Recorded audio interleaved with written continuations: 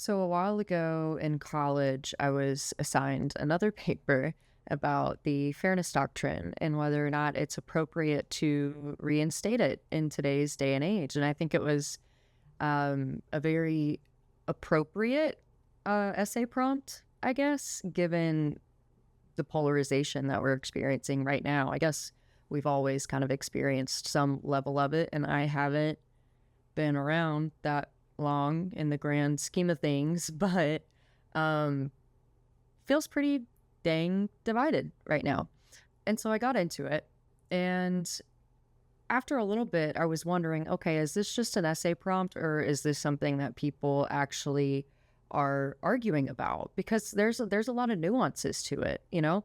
I was pretty firm in my side, but I ended up looking it up, and sure enough, it is a debate online about whether or not it is appropriate to reinstate the fairness doctrine in this day and age, primarily to combat misinformation, and bring us closer together, kind of foster a mutual understanding between both parties and people of all different perspectives.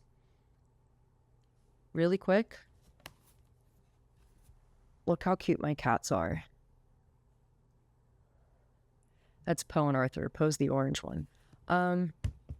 Anyways, this is going to be another opinion piece because, like always, well, like my last video, I will include my sources, but it is going to be purely my own conclusions that I have drawn from them. So, well, my own conclusions that I have derived from other people's conclusions and history. And you know what I mean. With the increasing division of political partisanship and countless avenues for mis and disinformation to fester and spread, the implementation of a modernized fairness doctrine might sound like a utopian vision for democratic discourse. However, it is neither realistic nor appropriate in today's media landscape. And it could, in extreme cases, open the door to governmental agenda setting or the dissemination of propaganda. So going back a little bit, the intent behind the FCC's initial adoption of the Fairness Doctrine back in 1949 was to promote fair and balanced coverage on issues of public importance. Because the spectrum back then was, and now, but because the spectrum was considered a public resource that only a finite number of licensees could use, whether that be radio or broadcast television, the FCC wanted to ensure that programs that were broadcasted served the public's best interest through its contents. And that meant including a variety of opinions and viewpoints when discussing controversial topics. Now, the FCC, backed by Supreme Court rulings, placed the public's right to hear both sides of an issue above licensees' First Amendment freedoms. Now, Red Lion Broadcasting versus the FCC is likely the most well-known landmark case that upholds the fairness doctrine. So, in 1964, a Pennsylvania radio station owned by Red Lion Broadcasting aired a 15-minute segment with Reverend Billy James Hargis, who spoke very lowly of author Fred J. Cook, about a book that Cook wrote, I think, that heavily criticized Senator Barry Goldwater. So upon hearing about Hargis's broadcast, Cook demanded that he could clap back and that the station give him free airtime for a reply. The station refused, and the case ultimately went to the Supreme Court. And so Red Lion Broadcasting claimed that the Fairness Doctrine violated their First Amendment rights by forcing them to platform somebody that they wouldn't otherwise. But the court unanimously ruled in favor of the FCC's existing rules, and their reasoning was based in spectrum scarcity, which is a finite amount of licensees that can use the spectrum. Or if we're going by the definition in the source that I'm using, the limitation on the number of segments of the broadcast spectrum that may be used in a geographic area. So, as a result, broadcasters often opted for self-censorship, avoiding discussions around topics that could be considered controversial for fear of legal consequences. But then by 1987, the FCC considered these regulations too restrictive on broadcasters' First Amendment rights, and the Fairness Doctrine ended. Now, something that I think is important to understand about this situation is that when the Fairness Doctrine was originally implemented in the 1940s, the study of mass communications, including how information disseminates, was still in its infancy. The commonly held view among scholars was the hypodermic needle theory, which basically meant that mass media messages inject themselves into the minds of passive audience members, which directly influenced their opinions and behaviors. So, by its nature, the Fairness Doctrine implies that everybody is a passive receiver of media messages, and therefore they must be spoon fed logic.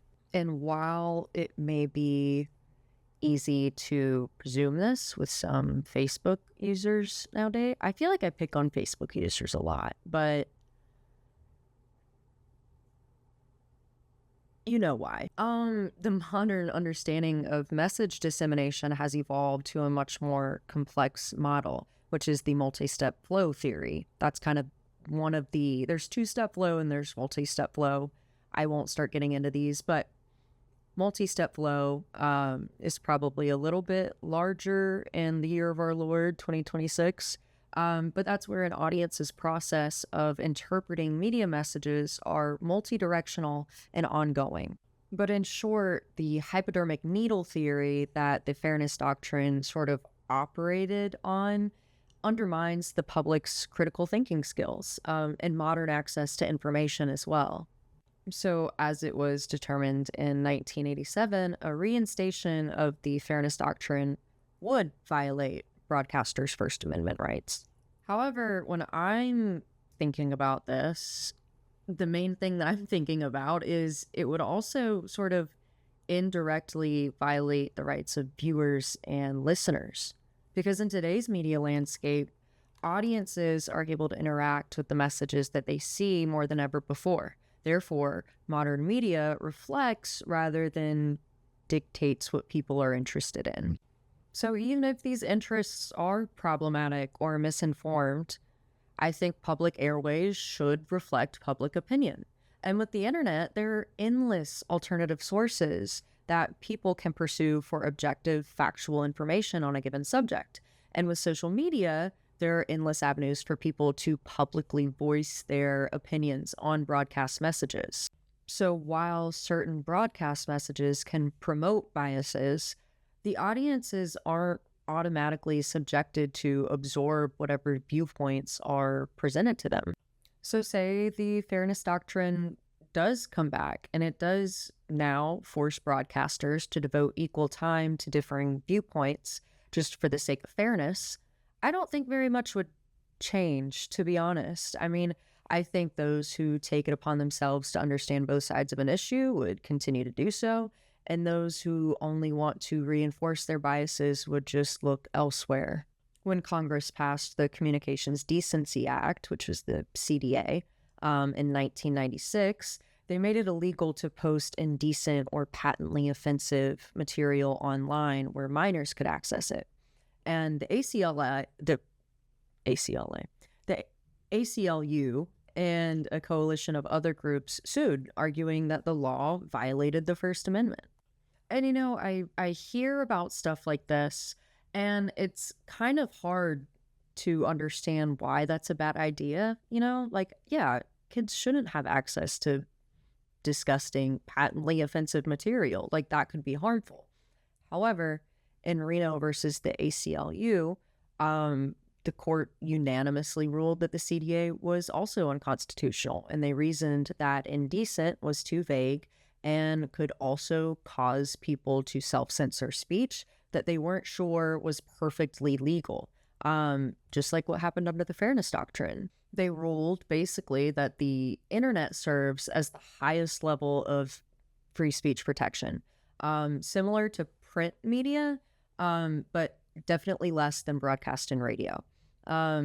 in that an attempt to shield children from indecent content, adult speech would be suppressed. So this essentially implies that the abundance of voices in online media undermines the spectrum scarcity rationale that was previously used back in the Red Lion case. So therefore, if the internet's sheer capacity for communication destroys the case for government-mandated balance online, it also destabilizes the premise of the fairness doctrine for broadcast.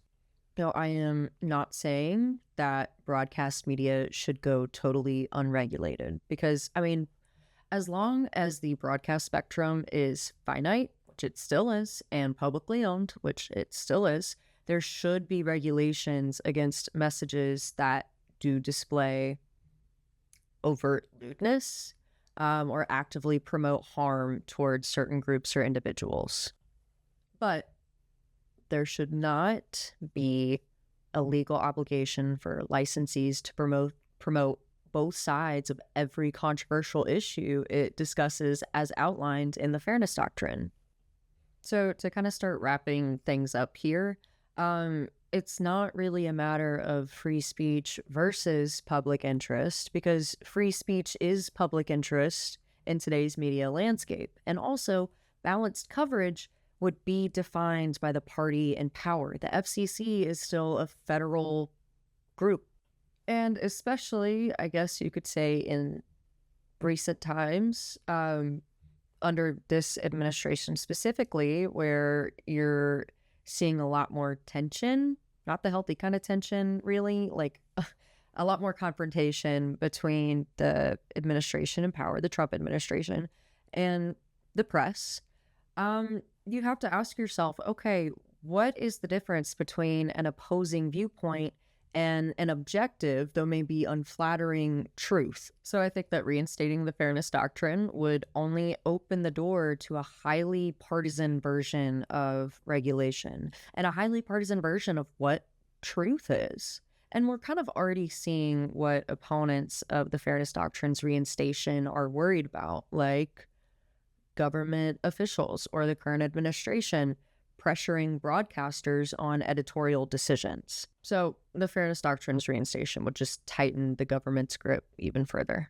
Now, I think misinformation is absolutely a problem, but instead of the government infantilizing audiences by imposing fairness doctrine regulations to hypothetically shield them from bias, maybe, and this is going to end kind of similarly to my last video, because this is really, I don't know, and I'm okay with not knowing. I don't get paid to know. I can state that there's a problem and not have a perfect solution, but the solution that I'm going to, again, is going to be focus on media literacy as a part of core curriculum, and also anti-media consolidation laws. That's another story for another time. And when in doubt, just return to one of the basic principles of the First Amendment, that in the marketplace of ideas, the truth will always prevail. So thank you guys again. If you stuck around for listening to me nerd out for a long time about a hypothetical that is likely never going to happen, but still discourse about it, and I get FOMO. So, like I said, anything I got wrong, anything you want to argue, if you think my hoodie's ugly, let me know. Not the hoodie. Don't let me know about that, because it's not. Actually, let's keep it to topics. Thank you very much. And maybe we'll get back onto the journalism thing soon. I've been really, really busy with kind of little reporting things, not very in-depth reporting, that isn't really worth making a video about. But I'll have some stuff for you. I know you're all on the edge of your seats. So, that's a joke. But yeah, all right. Have a good one. Thanks.